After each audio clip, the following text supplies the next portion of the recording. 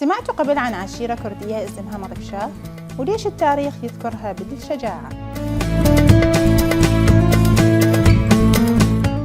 ملكشاه عشيرة كردية قديمة. المصادر التاريخية ترجع أصولها للعهد السلجوقي، وخاصة بزمن السلطان ملكشاه بن ألب أرسلان. ملكشاه ما كانوا بس اسم، كانوا رجال معروفين بالشجاعة.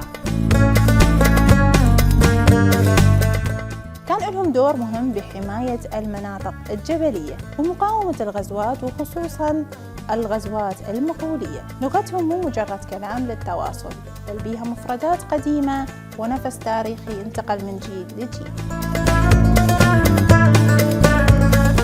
سكنوا مناطق متعددة، منها إيلام وكرمانشاه ومهران بإيران، وخانقين ومندلي وواسط وأطراف من كردستان بالعراق.